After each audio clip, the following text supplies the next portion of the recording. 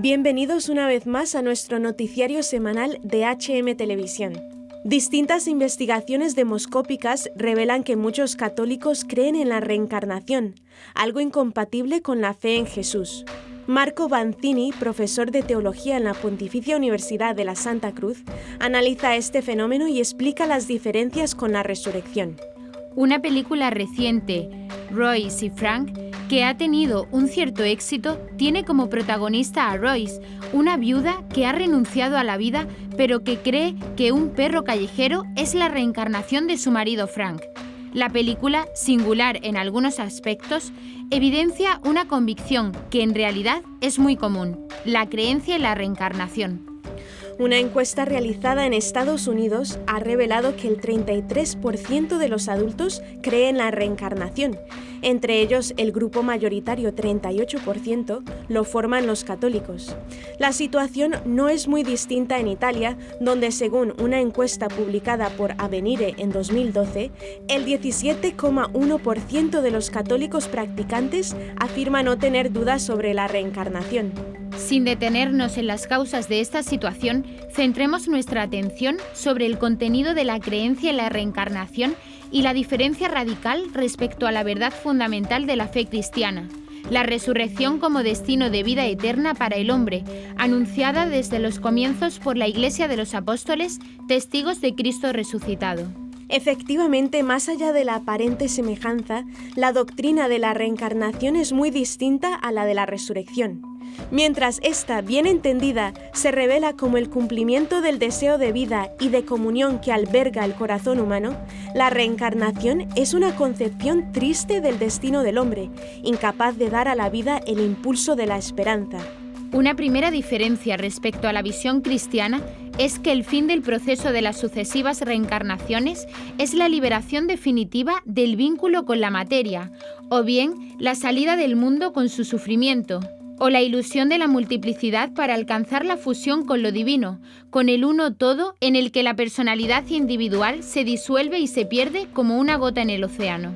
La resurrección, significativamente designada como resurrección de la carne desde los primeros símbolos de la fe cristiana, es en cambio la plena y definitiva unión de alma y cuerpo en la unidad de la persona. Contra toda espiritualización de tipo platónico y todo reduccionismo de tipo materialista, los cristianos, convencidos de que Cristo ha muerto verdaderamente, siempre han creído, con San Pablo, que Él, el Señor, transformará nuestro cuerpo humilde según el modelo de su cuerpo glorioso. Una segunda diferencia consiste en el hecho de que la reencarnación ocurre más de una vez, mientras que la resurrección sucede solo una vez de manera definitiva, como una sola es la muerte. Si en la visión cristiana la resurrección constituye la realización plena de la vida terrenal y el cumplimiento de nuestras decisiones, la doctrina de la reencarnación lleva a relativizar, además del valor del cuerpo, el valor global de la vida, de esta vida, y a despojar de sentido las elecciones humanas, eliminando la responsabilidad respecto a la seriedad del bien y del mal. En la base de estas diferencias hay una que es incluso más decisiva, que ya ha surgido en las líneas anteriores. Parecería que se oponen dos concepciones humanas, dos teorías más o menos sensatas sobre lo que nos espera más allá del velo de la muerte. No es así.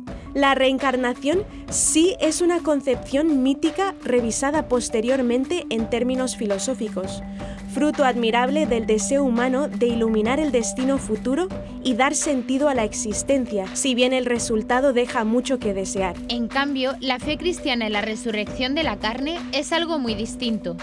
Es una concepción radicalmente nueva, que aparece de repente en la historia porque la afirman no místicos o filósofos, sino pescadores de Galilea convencidos, a pesar de sus arraigadas convicciones judías, de haber sido testigos de la resurrección corpórea de su maestro muerto en la cruz. No es el fruto de un pensamiento filosófico religioso, sino de una experiencia tan real y concreta como lo es el cuerpo del resucitado que ellos pudieron ver, tocar y abrazar. Esta fe en la resurrección dio a los apóstoles de Jesús la fuerza interior no solo para anunciar al mundo la belleza y la concreción de la salvación cristiana, sino también para dar la vida a fin de que este anuncio fuera para todos, también para nosotros, evangelio, buena noticia. Comenzaremos con las noticias de interés internacional. Turquía. Desde 2025, los cristianos podrían celebrar la Pascua el mismo día. México. Protagonista de la película Cabrini visitó un internado de niñas. Malta. Victoria Provida evita la legalización del aborto en el país. Bolivia. Llega a Bolivia el tercer encuentro nacional de jóvenes misioneros. Pasaremos después a las noticias nacionales. La Archidiócesis de Valencia celebra su tradicional concurso de milagros. Se estrena un documental inédito sobre el Valle de los Caídos. Gorriarán, exdiputado ateo, dice que las procesiones son una joya. Y por último comentaremos algunas de las noticias más destacadas de la Santa Sede. Papa Francisco anuncia que irá a Indonesia este año. Intervención del arzobispo observador permanente ante la ONU en Nueva York. Audiencia General sobre la Justicia. El pasado 31 de marzo, domingo de resurrección para la Iglesia Católica, el patriarca ecuménico Bartolomé de la Iglesia Ortodoxa pidió que a partir del 2025 se establezca un día común para celebrar la Pascua. Los ortodoxos y los católicos de rito bizantino se rigen por el calendario juliano, que tiene su origen en la reforma establecida por el emperador Julio César en el año 46 a.C. y que estableció un nuevo calendario para el Imperio Romano. Este calendario estuvo en vigor en la mayor parte de Europa y en las provincias europeas de ultramar hasta la nueva reforma promulgada en el año 1582 por el Papa Gregorio XIII, que estableció un nuevo calendario llamado Gregoriano para reemplazar al juliano y que ahora es de uso común en gran parte del mundo. Debido a esto, usualmente la Iglesia Ortodoxa celebra la Pascua en un día distinto a la Iglesia Católica. Este año la Pascua Ortodoxa se conmemora el domingo 5 de mayo. Sin embargo, en 2025 el día coincidirá. Será el domingo 20 de abril para todos los cristianos.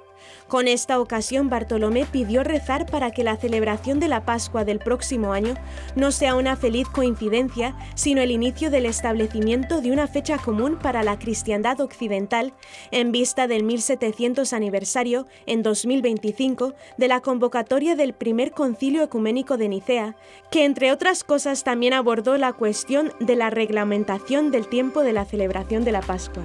Desde la iglesia de Agio Teodoros en Estambul, Turquía, expresó sus buenos deseos a todos los cristianos del mundo que celebran el misterio pascual e indicó que hay buena voluntad y disposición entre ambas iglesias, pues también el Papa Francisco ha expresado el deseo, a lo largo de su pontificado, de la necesidad de unificar la celebración de la Pascua para todos los cristianos. La actriz italiana Cristiana Dell'Anna, protagonista de la película Cabrini, que aborda la vida de Santa Francisca Javier Cabrini, visitó la Casa Hogar Villa de las Niñas en el municipio de Chalco, en el área metropolitana de la Ciudad de México. Esta casa, al igual que la Villa de los Niños, son parte de una organización sin fines de lucro atendida por las Hermanas de María, una fundación del venerable Aloysius Schwartz, sacerdote americano fallecido en 1992. En la visita participó también parte del personal de producción de la película. Asistió además Raúl Camou, empresario y director de Relaciones Institucionales del grupo ISA Corporativo, que ha trabajado con el equipo de Cabrini en los anuncios publicitarios de la película en el metro de Ciudad de México. Camou destacó cómo la labor que realizan las religiosas Hermanas de María con la Villa de las Niñas se asemeja al trabajo realizado por la Madre Cabrini en el siglo XIX al dirigir un orfanato en Italia. El empresario explicó que estuvieron alrededor de 3 horas visitando la villa y señaló que la actriz se conmovió mucho al ver a las niñas. Camou recordó que cuando Cristiana vio a las niñas les dijo: «Ahora que os veo, por fin entiendo el significado de la película». Para el director de Relaciones Institucionales del grupo ISA Corporativo, fue muy conmovedor ver que las niñas abrazaron a la actriz y lloraron con ella. Cristiana conoció toda la vida del fundador, que es el venerable Aloysius Schwartz. El empresario indicó que por problemas con el equipo técnico, las chicas no pudieron ver la película ese día, pero el 1 de abril, gracias a Angel Studios, Cabrini fue proyectada en privado para ellas. Durante la visita, las pequeñas conocieron más sobre el legado de la Madre Cabrini, el trabajo que realizó con niños huérfanos en Italia, su misión en Estados Unidos, donde atendió a migrantes de distintas partes del mundo, así como las burlas, ofensas y ataques de quienes no simpatizaban con ella. El movimiento Provida de Malta ha salido victorioso en su lucha por mantener la ilegalidad del aborto en el país. El gobierno maltés publicó un nuevo borrador de la enmienda sobre el aborto, aclarando que no se legalizaría el asesinato de niños antes de nacer. La enmienda pretende codificar las prácticas existentes en Malta para salvar vidas y ofrecer más garantías a las madres, los bebés no nacidos y los médicos. La nueva redacción de la enmienda por parte del Gobierno fue una respuesta a la abrumadora presión de una coalición provida formada por médicos, abogados, especialistas en ética, jueces y decenas de miles de ciudadanos que firmaron peticiones. La coalición expresó sus preocupaciones a través de correos electrónicos, manifestaciones y medios sociales, enviando un mensaje claro de que el borrador inicial de la ley era inaceptable para el pueblo de Malta. El movimiento Provida de Malta agradeció al gobierno que hubiera escuchado sus preocupaciones.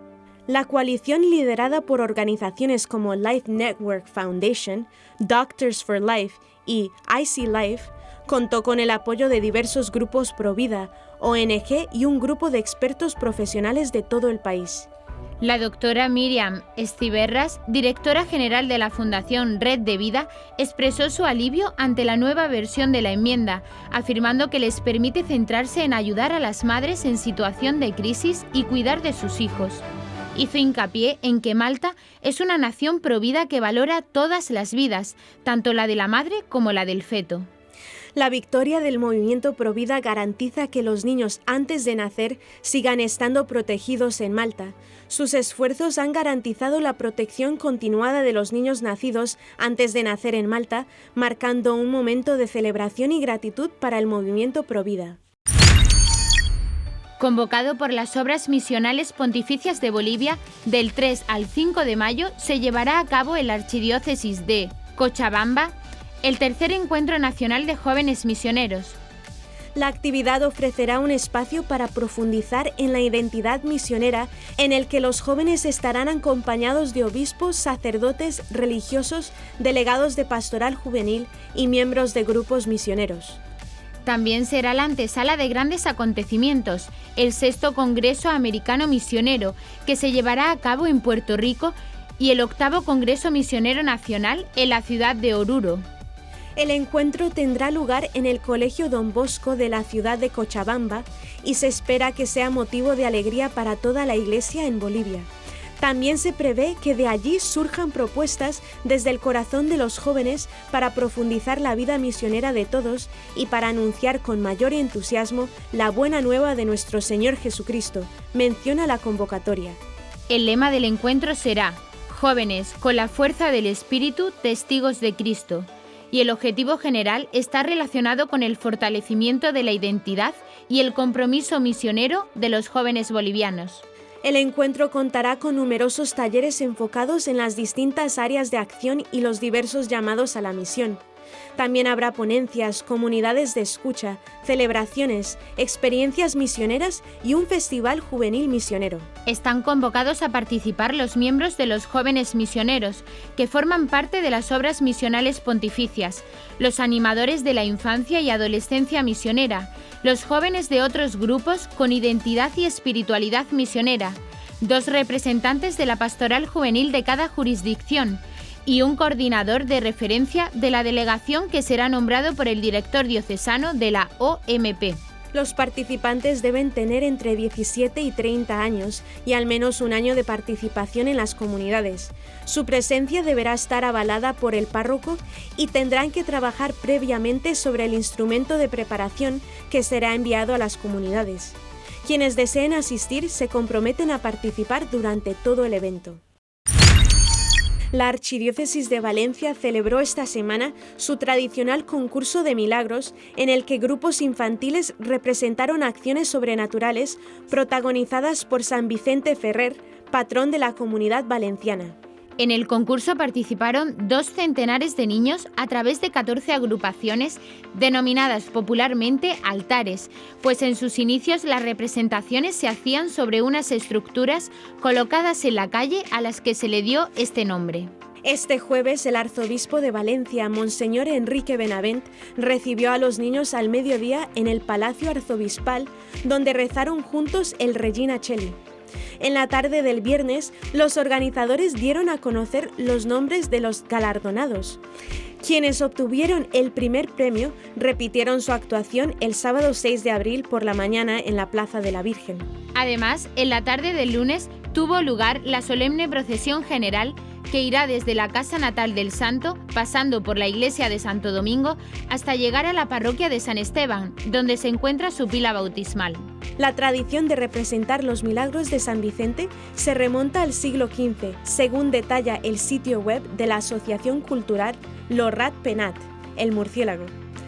Corría el año 1461, 6 años después de la canonización del santo dominico, cuando un vecino de la calle de la Mar en Valencia pidió permiso para construir un altar con un retablo a las puertas de la casa natal del dominico. Quería así agradecer el milagro que por intercesión de San Vicente Ferrer habría sanado a su padre de unas llagas. Los abuelos del pequeño enfermo suplicaron a Guillem Ferrer, notario y padre del futuro santo, que ya tenía fama de taumaturgo, que intercediera por el pequeño Antonio, pidiéndole a su hijo que intentara ayudarle, recomendándole ante Dios. El niño santo besó las heridas del amiguito enfermo y este al poco se curó, detallan. La tradición se reanudó en los años 40 del siglo XX y se celebra cada año. En la actualidad hay 13 altares en la ciudad de Valencia y 7 más en poblaciones de la provincia, en los que intervienen como actores aficionados menores de hasta 14 años. Terra Ignota, un canal en YouTube que comenzó en la pandemia como una tertulia entre amigos y que actualmente cuenta con más de 61.000 suscriptores, estrena un documental inédito sobre el Valle de los Caídos en su plataforma YouTube el día 14 de abril. Su idea es clara: para defender algo hay que conocerlo, y a través del conocimiento se pueden querer las cosas, y no por medio del relato que está impuesto, explica Javier Martínez González, editor del vídeo y uno de los miembros del equipo. El documental consta de 2 partes de aproximadamente 45 minutos cada una. La primera parte muestra 2 entrevistas: a Pablo Linares, presidente de la Asociación para la Defensa del Valle de los Caídos, y al prestigioso historiador y experto en el Valle, Alberto Bárcena. Proponemos un recorrido sobre la historia y el significado del Valle de los Caídos, explicando cómo y por qué se construyó y desmontando los principales mitos, como por ejemplo que es un lugar de victoria en lugar de un espacio para la reconciliación, o también explicamos el mito del trabajo esclavo, explican. Su objetivo es desmontar la leyenda negra respecto a lo que hoy se ha denominado el Valle de Cuelgamuros y advertir del estado actual, bastante precario, los problemas con patrimonio nacional y la manera en la que habría de conservarlo. La segunda parte está dedicada a la vida monástica en la abadía benedictina y en ella se muestran entrevistas con el prior Santiago Cantera y con otros monjes del valle. Esta parte se centra sobre todo en la labor de los monjes, incluyendo información sobre el Centro de Estudios Sociales, con sede en el valle hasta 1982. Tanto en la primera como en la segunda parte se intercalan las entrevistas con imágenes históricas y actuales del emplazamiento, de la abadía, la basílica, etc. Hay fotografías antiguas, imágenes tomadas por dron, vídeos panorámicos, etc. La música ha sido cedida por la Escolanía del Valle. Cuando anunció el primer preestreno en el Valle de los Caídos, las entradas se agotaron en 12 horas. No se cobra nada, pero sí se sugiere que se realicen donativos para los monjes que lo están pasando muy mal, recuerda Javier Martínez. El segundo pase será el lunes 8 de abril en el cine MK2 Paz, calle Fuencarral, 125 Madrid. Las plazas son limitadas y es necesario inscribirse en el formulario y abonar la entrada de 8 euros a través de la plataforma de pago, tarjeta o PayPal. Los beneficios son para cubrir los gastos de la edición del documental en formato de cine digital. Ante curiosos o quienes no le conocen, el cofundador de UPyD y exdiputado por la misma formación, Carlos Martínez Gorriarán, se define como laico militante. Fue trotskista en su juventud y actualmente es un ateo convencido al que la religión le atrae como espiritualidad social y personal. Lo que no se considera es ignorante voluntario, clerical comunista o falso racionalista de religión atea. Y también como profesor universitario de estética, puede sorprender que en pleno Viernes Santo arremetiese contra el laicismo que carga cada año por estas fechas contra la Semana Santa y las procesiones. En su caso, no solo contempla las procesiones como una joya en el plano cultural, también las define como una extraordinaria pervivencia de la espiritualidad del barroco hispano y una combinación perfecta de elementos que despiertan la experiencia de la belleza. Y es por esa razón por la que considera que cada año por estas fechas la opinión separatista e izquierdosa o simplemente acomplejada ataca las celebraciones de Semana Santa, porque no lo ve europeo o porque son muy españolas. Las procesiones, dice, constituyen parte de esa materia simbólica compartida que forma las naciones, la continuidad intemporal de ciertas costumbres y sentimientos comunitarios. En su caso propone romper una lanza por una Semana Santa que para ser apreciada basta con un poco de sensibilidad estética y una pizca de espiritualidad, abrirse al misterio y a lo radicalmente inmaterial.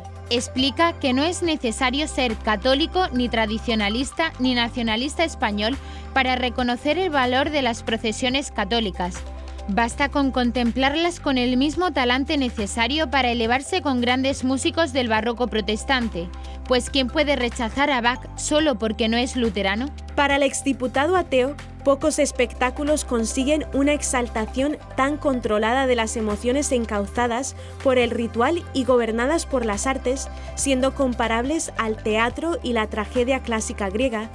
Esas procesiones son una joya extraordinaria. Que sigan mucho tiempo procesionando entre nosotros, concluye.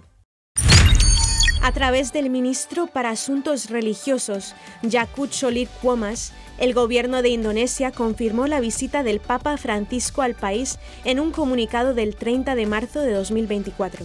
La visita anunciada es para el 3 de septiembre de este mismo año y solo incluye la capital, Yakarta. Según la prensa local, el Papa acude a Indonesia de paso a Timor por invitación del presidente Joko Widodo, que le habría invitado en junio de 2022. También la diócesis de Yakarta confirmó la fecha, si bien se hará un anuncio más oficial el 8 de abril. Indonesia es el país con más musulmanes del mundo, 242 millones de musulmanes y solo 8,5 millones son católicos. Este viaje programado para septiembre de 2024 también incluye Papúa Nueva Guinea, además de Timor. El viaje estaba planeado para 2022, pero no se pudo realizar en esa ocasión por causa de la salud precaria del Santo Padre. El arzobispo observador permanente ante la ONU en Nueva York intervino en la 78 sesión de la Asamblea General. Es importante incluir una referencia a la dignidad humana en la futura Convención sobre Crímenes Internacionales y Crímenes contra la Humanidad. Es necesario llegar a la conclusión de un instrumento universal, multilateral y jurídicamente vinculante que codifique el derecho consuetudinario existente sobre el tema de los crímenes contra la humanidad como crímenes internacionales. Esto promovería ciertamente la cooperación internacional en la prevención y el castigo de estos actos atroces. Así se expresó el arzobispo Gabriele Caccia, observador permanente de la Santa Sede ante las Naciones Unidas y las organizaciones internacionales, en su intervención ante la Sexta Comisión de la 78 Asamblea General de la ONU, dedicada al examen de un proyecto de texto sobre la prevención y el castigo de los crímenes contra la humanidad. La futura convención ayudaría a la comunidad internacional a realizar mejor el bien común, que prosiguió el arzobispo citando al Papa Francisco, solo existe considerando a la persona humana en todo momento. Por lo tanto, sería deseable añadir una referencia a la dignidad humana en el preámbulo del texto, así como el imperativo de la prevención. De hecho, los imperativos morales entrelazados del respeto a la dignidad humana y la promoción del bien común llevan a la conclusión de que los intereses soberanos nunca pueden justificar los crímenes contra la humanidad. Por lo tanto, concluyó, la definición de estos crímenes no debería desviarse de las normas consuetudinarias existentes. El Papa Francisco continuó en la audiencia general de este miércoles con su ciclo de catequesis sobre las virtudes. Este 3 de abril lo dedicó a explicar cómo debe ser una persona justa y precisó por qué la justicia es tan necesaria en nuestra sociedad. Al inicio de su catequesis, el Santo Padre explicó que la justicia es la virtud por excelencia y también la del derecho, que trata de regular las relaciones entre las personas con equidad. Recordó que esta virtud suele representarse por la balanza, ya que su objetivo es equilibrar la balanza entre los hombres, sobre todo cuando corre el riesgo de verse distorsionado por algún desequilibrio. Su finalidad es que en una sociedad cada uno sea tratado según su dignidad, señaló el Santo Padre, al tiempo que precisó otras actitudes virtuosas del justo: benevolencia, respeto, gratitud, afabilidad y honestidad. En esta línea afirmó que sin justicia no hay paz. De hecho, si no se respeta la justicia, se generan conflictos. Sin justicia se consagra la ley del fuerte sobre el débil. Y esto no es justo, aseveró el Papa Francisco. Por último, aseguró que los justos son hombres que atraen gracia y bendiciones tanto sobre sí mismos como sobre el mundo en el que viven. Tenemos necesidad de ser hombres y mujeres justos, y esto nos hará felices, concluyó el Papa Francisco. Y hasta aquí nuestro informativo semanal. Esperamos que haya sido de su agrado.